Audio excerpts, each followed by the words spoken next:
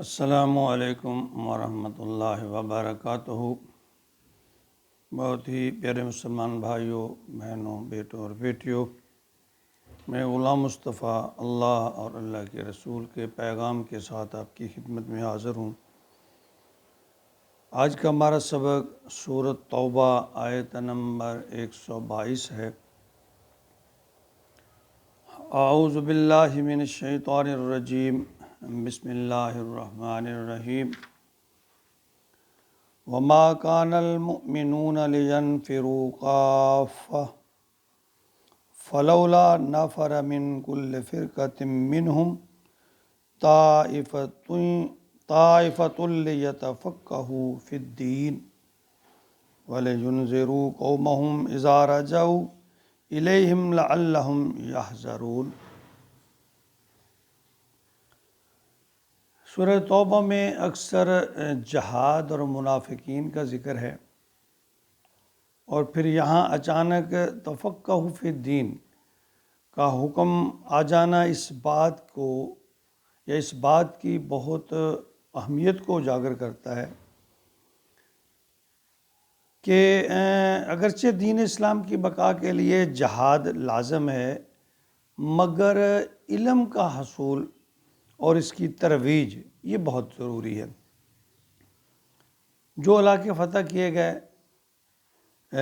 یا کیے جا رہے تھے، وہاں دین کی تعلیم پہنچانا بھی ضروری تھا، کیونکہ دین اسلام کا مقصد صرف انسان کی بھیڑ جمع کرنا نہیں ہے یا انہیں محکوم بنا لینا، یہ کافی نہیں ہے، بلکہ انہیں انسان بنانا اور انسانوں کی تخلیق کرنے والے خالق سے جوڑنا، یہ بہت اہم تھا۔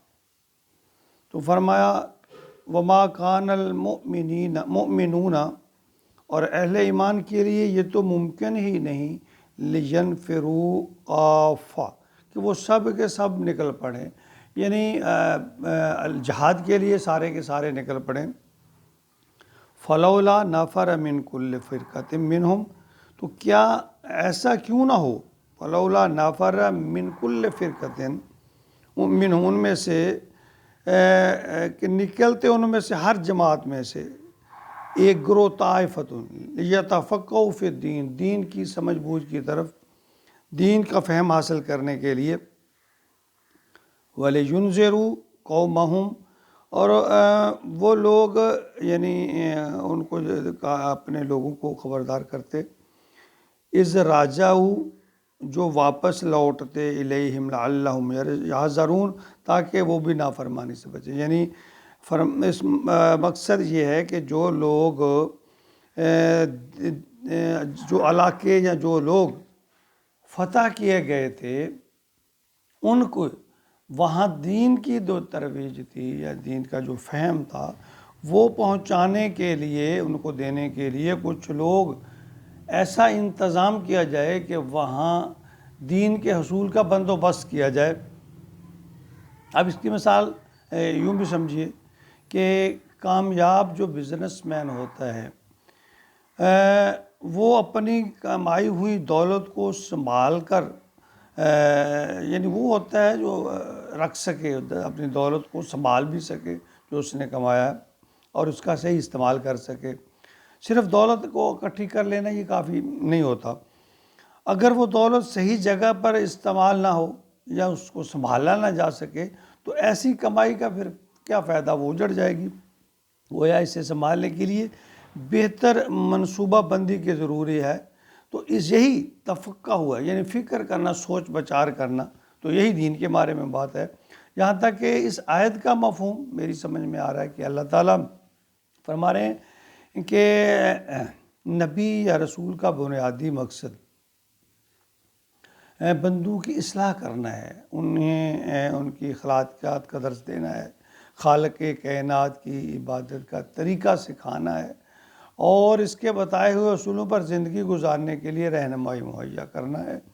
اس کو ہم یوں بھی سمجھ سکتے ہیں کہ ہمارے آباء و اجداد نے پاکستان کلمے کے نام پر بنایا تاکہ یہاں اسلامی قانون کے مطابق مسلمان اپنی زندگیاں گزار سکیں۔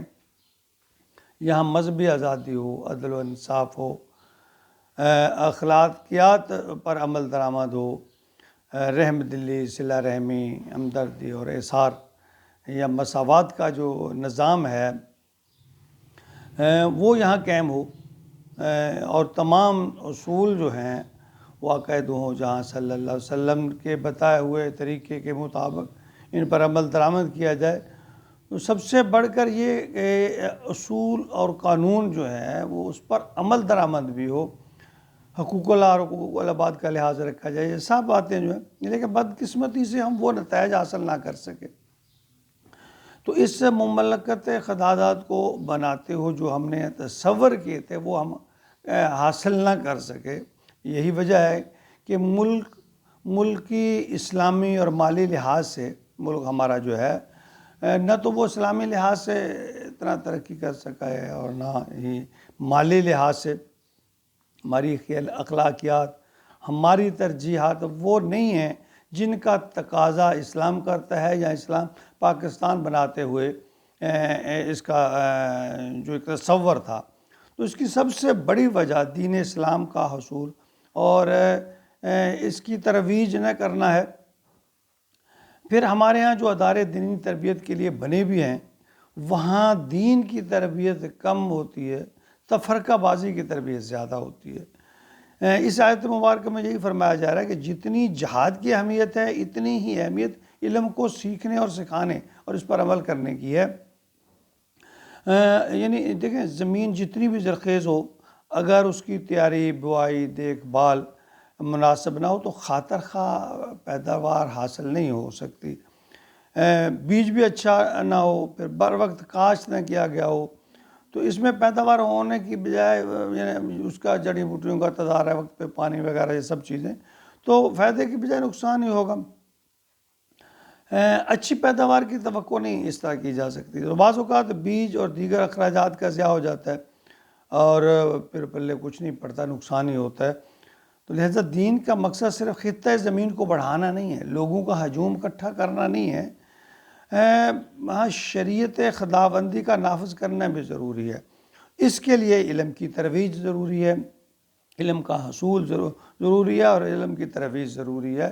تو یہ اس آیت میں اس کا خلاصہ ہے کہ اللہ تعالیٰ فرما رہے ہیں کہ ضروری نہیں ہے کہ تمام لوگ جو ہیں اہل ایمان جو ہیں وہ سب یعنی وما کان المؤمنون لینفروا کافۃ، یعنی یہ اہل ایمان کے لیے یہ ممکن بھی نہیں ہے کہ سارے کے سارے نکل جائیں جہاد کے لیے۔ کچھ لوگ دین کریں، سمجھ بوجھ دین کا علم حاصل کریں اور ان لوگوں تک جو لوگ یہاں علم حاصل کرنے آتے ہیں ان تک پہنچائیں، یا جو علاقے مفتوح علاقے ہیں جو نو مسلمان ہیں، نئے مسلمان ہیں، ان کی تربیت کے لیے بھی دین کا جو حصول کا جو پروسیس ہے وہ چلتے رہنا چاہیے۔ اللہ تعالیٰ نے جہاد کے ساتھ ساتھ حصول علم جو ہے یا ترویج علم جو ہے اس پر زور دیا ہے۔ اللہ تعالیٰ ہمیں قرآن پاک دیکھیے ہمارے لیے دو ہی ذریعے ہیں حصول دین کے لیے، قرآن ہے اور حدیث ہے۔ جب تک ہم اس سے جڑیں گے نہیں، جب تک ہم اس سے استفادہ حاصل کرنے کی کوشش نہیں کریں گے اس وقت تک ہم دین سے دور ہی رہیں گے۔ اور یہ سمجھیے کہ ہر انسان کو اس کا علم حاصل کرنا ضروری نہیں ہے۔ یہ نہیں ہے کہ چند لوگ یا جس کو ہم علماء یا مولوی کہتے ہیں ان کا ہی فرض ہے کہ وہ دین کو حاصل کریں، علم حاصل کریں، دین پڑھیں، نہیں، ہر انسان کے لیے بنیادی باتوں کا سمجھنا ضروری ہے۔ تو اس کے لیے ہمیں قرآن اور حدیث سے ٹچ ہونا پڑے گا، اس سے رابطہ کرنا پڑے گا، اس سے استفادہ حاصل کرنا پڑے گا اور کرنا چاہیے بھی۔ اللہ تعالیٰ ہمیں قرآن اور حدیث سے جڑنے کی توفیق عطا فرمائے، اس کا مطالعہ کرنا، اس کو سمجھنا، اس کی توفیق ہو۔ ہمیں مشکل پیش آئے ہم رہنمائی علماء سے لے سکتے ہیں، بزرگوں سے لے سکتے ہیں، اہل علم سے لے سکتے ہیں، لیکن اس سے صرف سنی سنائی بات پہ ہی سب کچھ کر لینا یہ ٹھیک نہیں ہے۔ خود قرآن کا مطالعہ کریں، خود احادیث کا مطالعہ کریں، یہ بہت ضروری ہے۔ اللہ تعالیٰ ہمیں اس کی توفیق عطا فرمائے، آمین یا رب العالمین۔